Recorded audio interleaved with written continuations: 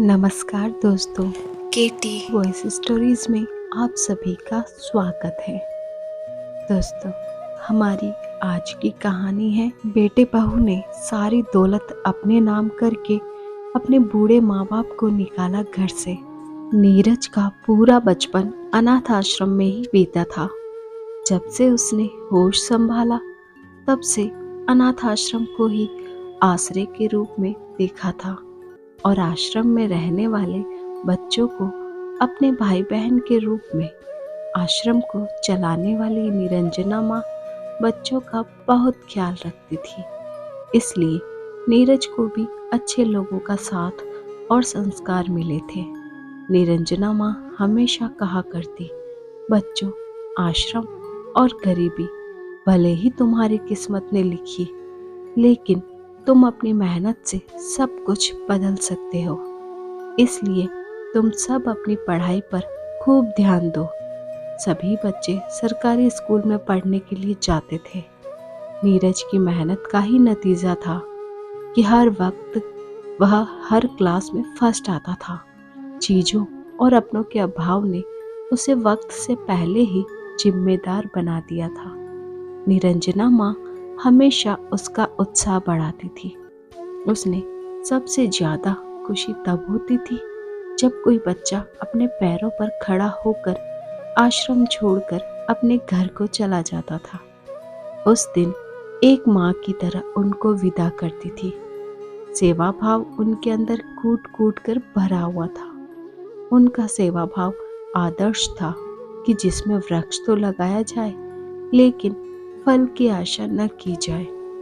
लेकिन बच्चे नहीं मानते थे। तीज त्योहार पर निरंजना माँ से मिलने के लिए आते ही रहते थे और संस्था को चलाने में मदद भी करते थे। नीरज ने भी अच्छे लोगों की संगति में रहकर अपने आप को कुंदन बना लिया था। उसके अंदर भी सेवा भाव और मेहनत कूट कूट कर भरी हुई थी। उसका पुलिस विभाग में अधिकारी के रूप में चयन हो गया।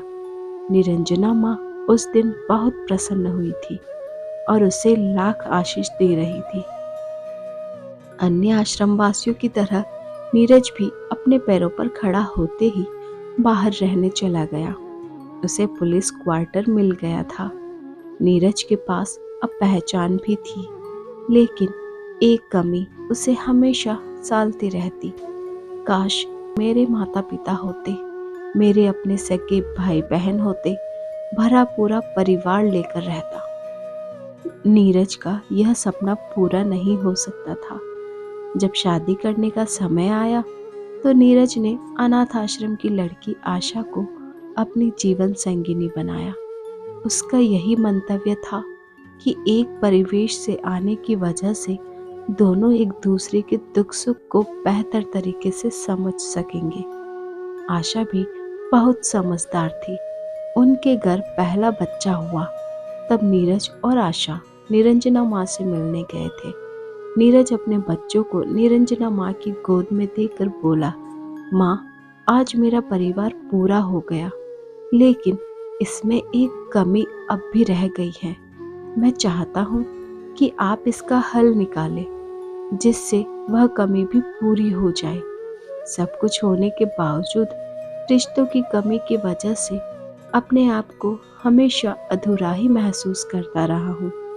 लाख संपत्ति, लाख पद मिल गया मुझे, लेकिन यह अधूरापन मुझसे जाता नहीं है।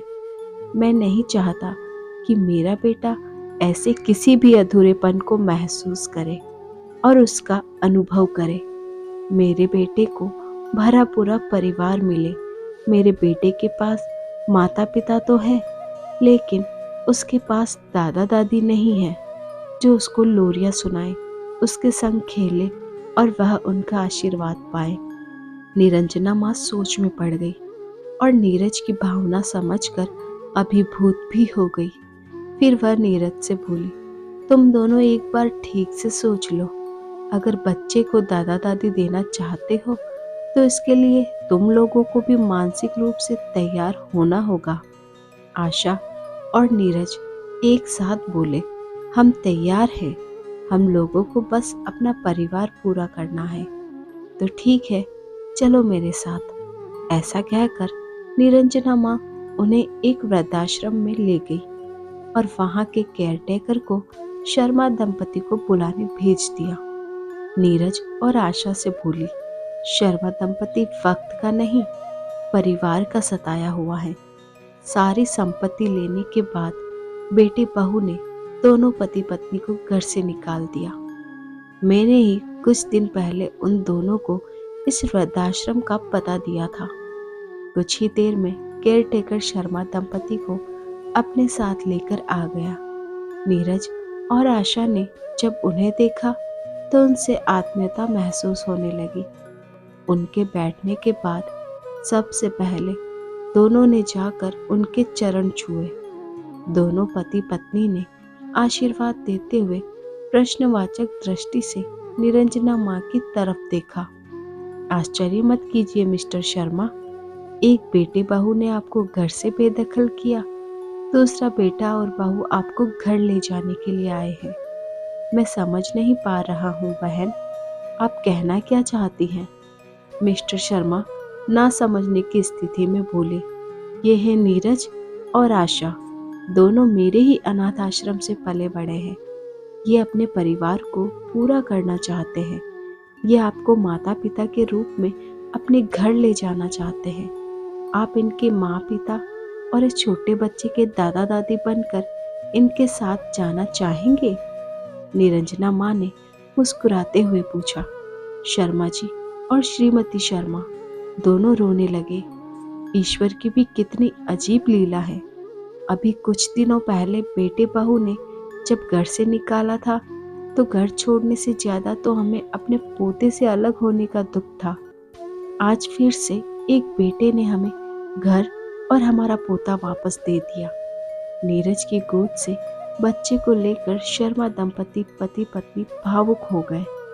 आज एक सुंदर सोच ने 5 लोगों के जीवन का अधूरापन दूर कर दिया। धन्यवाद दोस्तों, आई होप आपको ये कहानी जरूर पसंद आई होगी। तो जल्दी से कमेंट बॉक्स में कमेंट करके बताइए। ऐसी और कहानियाँ सुनने के लिए चैनल को लाइक शेयर और सब्सक्राइब करें, बेल आइकन प्रेस करें।